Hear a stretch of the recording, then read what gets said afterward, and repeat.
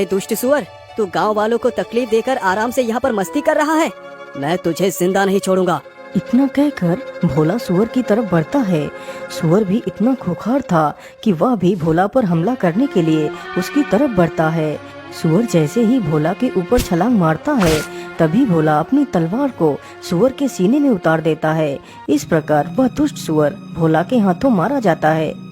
सुअर तो मर गया, चलो अब इसे अपने कंधों पर उठाकर ले चलता हूँ। इतना कहकर भोला उस सुअर को अपने कंधों पर लाद कर चल देता है।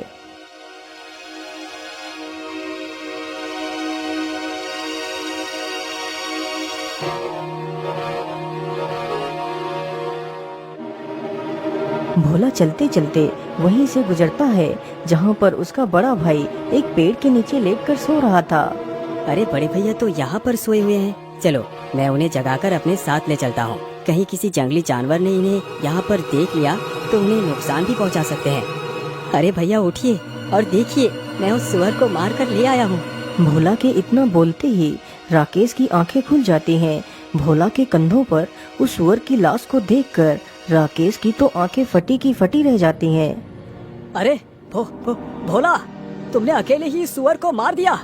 तुम तो कितने वीर हो। भैया ये सारा कमाल इस तलवार का है। लेकिन भोला, सारा कमाल इस तलवार का है, वो कैसे? मैं कुछ समझा नहीं। फिर भोला सारी कहानी अपने बड़े भाई को सुनाता है। ओह अच्छा, तो कमाल इस तलवार का है। मुझे कुछ भी करके इस सुअर को हथियाना होगा। यदि ये सुअर को लेकर राजा के पास पहुंच गया तो राजा का आधा राज्य तथा राजकुमारी इसकी हो जाएगी। अरे नहीं नहीं, मेरे जीते जी मैं ये कभी नहीं होने दूंगा। क्या हुआ भैया, आप कहाँ खो गए? अरे नहीं नहीं नहीं भाई, मैं ये सोच रहा था कि तुम इस सुअर का शिकार करके काफी ज्यादा थक गए होंगे। तुम ऐसा करो, इसी पेड़ के नीचे लेटकर थोड़ा सा आराम करो। मैं अभी तुम्हारे लिए कुछ फल लेकर आता हूँ, तुम थोड़ा सा कुछ खा लो, फिर हम घर चलेंगे। ठीक है भैया, जैसी आपकी इच्छा, मैं यहीं पर रुक जाता हूँ। इतना सुनकर राकेश जल्दी ही वहाँ से चला जाता है।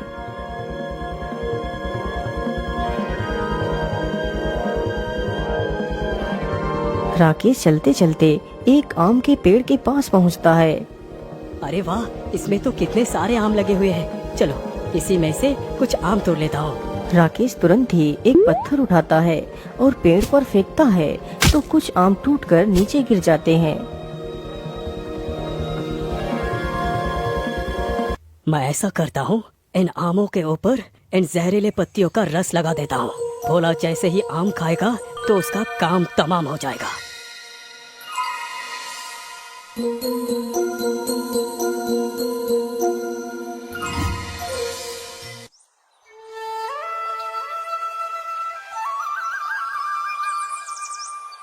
अरे भोला, उठो उठो, देखो मैं तुम्हारे लिए फल तोड़ कर ले आया हूँ।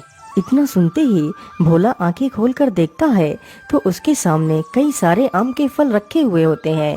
तो भोला उसमें से एक आम का फल उठा लेता है। भैया आप भी खाइए ना, आप चुपचाप क्यों बैठे हैं?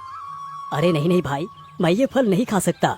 ये फल तो मैं सिर्फ तुम्हारे लिए लाया हूँ। मैं तो पेड़ के पास बैठकर ढेर सारे फल खाकर आया हूँ। अब तो मेरे पेट में बिल्कुल भी जगह नहीं बची है कि मैं कुछ और खाऊं। अच्छा ठीक है भैया, मैं कुछ फल खा लेता हूँ और कुछ फल पिताजी के लिए भी ले चलता हूँ। भोला तुरंत ही आम के फलों को खाने लगता है।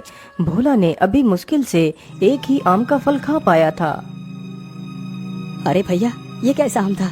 इसे खाकर तो मुझे चक्कर से आने लगे हैं। इतना कहकर बेचारा भोला जमीन पर गिर जाता है। अरे वाह वाह, भोला तो गया काम से। अब तो मैं बनूंगा राजा। चलो मैं ऐसा करता हूँ, इसकी लाश को कहीं दूर झाड़ियों में दफना देता हूँ।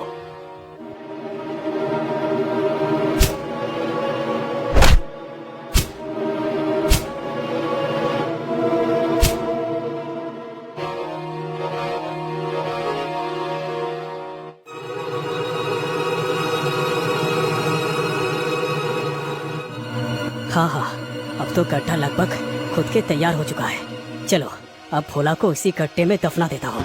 राकेश तुरंत ही भोला का एक हाथ पकड़कर उसे खींचता हुआ गड्ढे के पास ले जाता है और उसे गड्ढे में गिरा देता है। फिर उसके ऊपर मिट्टी डालने लगता है। कुछ देर में ही राकेश ने भोला को मिट्टी से ढक दिया। राकेश जल्दी ही उस मृत सुअर को अपने कंधे पर रखता है और महल की तरफ चल देता है। राकेश चलते चलते जल्दी ही महल में पहुंच जाता है। राजा राकेश के कंधे पर लदे उस सुअर को देखकर आश्चर्य में पड़ जाता है। आखिर इसके जैसा मूर्ख और घमंडी इंसान मेरा दामाद बनेगा। यदि मैंने अपना राज्य इसके हाथों में सौंप दिया तो मेरे सारे राज्य का विनाश ये खुद ही कर देगा। अब क्या करूं? मैं अपने वचन से पीछे भी नहीं हट सकता। क्या हुआ महाराज, आप किस चिंता में डूब गए? आपने अभी भी विवाह की तैयारी नहीं की? अरे बेटा, मैं तुम्हारा विवाह अपनी पुत्री से अवश्य कराऊंगा, लेकिन अभी नहीं। पंडित जी ने बताया है अभी 7 दिनों तक मुहूर्त अच्छा नहीं है, इसीलिए हम तुम्हारा विवाह और अपना आधा राज्य इन 7 दिनों के बाद ही देंगे। ठीक है महाराज, मुझे इससे कोई भी आपत्ति नहीं। मैं 8वें दिन ही दूल्हा बनकर अपनी राजकुमारी तथा अपने आधे राज्य को लेने आऊंगा। इतना बोलकर राकेश वहाँ से वापस चला जाता है। बेटा राकेश, तुम्हारा भाई भोला अभी भी लौटकर क्यों नहीं आया? वो भी तो सुअर का शिकार करने के लिए गया था। अरे पिताजी, आप मेरा दिमाग क्यों खा रहे हैं? मुझे क्या पता भोला कहाँ गया। आप खुद ही चले जाइए और भोला को ढूंढ कर ले आइए। लेकिन बेटा, तुम तो अच्छी तरह जानते हो कि मैं उठ चल नहीं सकता। बेटा, तुम खुद जाकर देख आओ तुम्हारा भाई कहाँ है। पिताजी, मैं कहीं नहीं जाऊंगा। यदि वो वापस नहीं आया तो इसका मतलब उसे किसी जंगली जानवर ने खा लिया होगा। अरे नहीं नहीं बेटा, तुम ये कैसी बातें कर रहे हो? तुम इतने कठोर मत बनो। ये मत भूलो कि वो तुम्हारा ही भाई है। बेटा, बुरे वक्त में एक भाई ही दूसरे भाई का सहारा बनता है।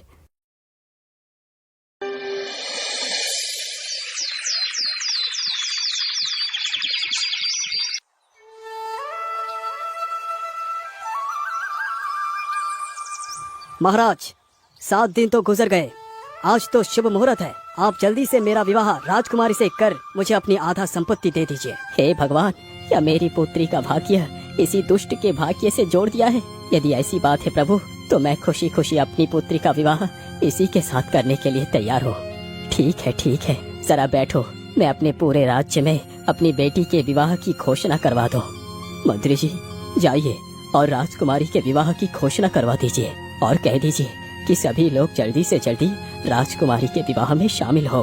सुनो सुनो सुनो, राजा की पुत्री का आज विवाह है, इसलिए सभी लोग राजा के महल में जल्दी से जल्दी पहुंच जाइए।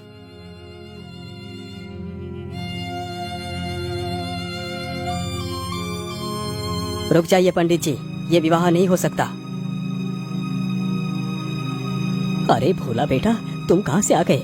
तुम तो मर गए थे। नहीं महाराज, मैं मरा नहीं, लेकिन मुझे मारने की पूरी कोशिश की गई थी। लेकिन भोला, तुम्हें किसने मारने की कोशिश की? बताओ मुझे। महाराज, मुझे मारने वाला कोई और नहीं बल्कि मेरे बड़े भैया ही है। लेकिन भोला, तुम इतने दिनों से थे कहाँ? फिर भोला अपनी सारी कहानी वहाँ पर खड़े सभी लोगों को सुनाने लगता है।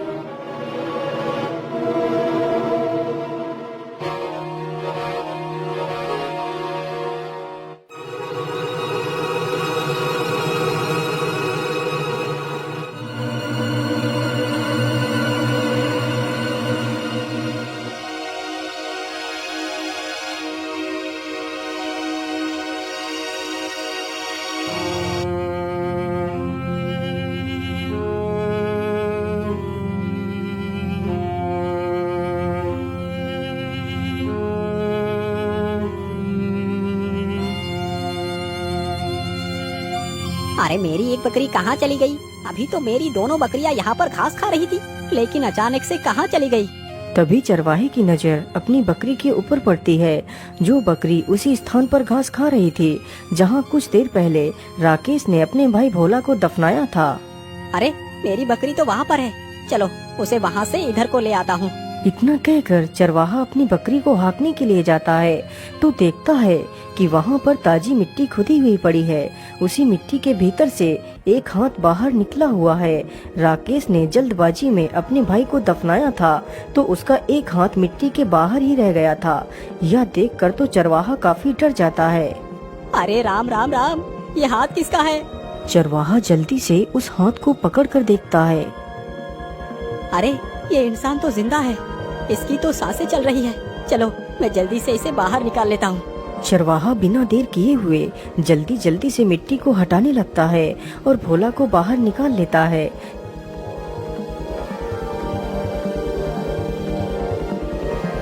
अरे भाग्यवान, तुम जरा इसका ध्यान रखना, मैं अभी वैद्य जी को बुला कर ले आता हूँ। चरवाहा तुरंत ही वैद्य के घर जाता है। वैद्य जी, जल्दी से हमारे साथ चलिए। मुझे एक युवक बेहोशी के हालत में मिला है, आप जल्दी से चलकर उसे देख लीजिए। चरवाहे की यह बात सुनकर वैद्य उसके घर जाकर देखता है तो भोला की सांसें चल रही होती हैं, लेकिन उसे होश नहीं आया हुआ होता है। अरे भाई, मैं तुम्हें एक औषधि देता हूँ, तुम उस औषधि को पीसकर रोज इसके तलवों पर मलना। यदि ईश्वर ने चाहा तो यह युवक जल्दी ही ठीक हो जाएगा।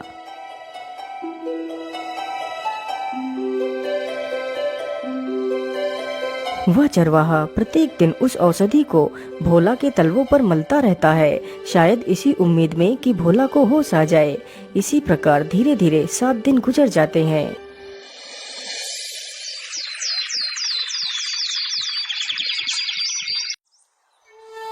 अरे भाग्यवान, तुम कहाँ हो? तुम कहाँ हो भाग्यवान? अरे क्या हुआ? आप इतना हाफ क्यों रहे हैं? बताइए क्या बात है? अरे भाग्यवान, आज राजा की पुत्री का विवाह है और जिसके साथ राजकुमारी का विवाह होने जा रहा है उसका नाम राकेश है। तुम जल्दी से तैयार हो जाओ, हमें अभी निकलना है। उन दोनों पति पत्नी की यह बातें जब भोला के कानों में पड़ती हैं तो उसे होश आ जाता है।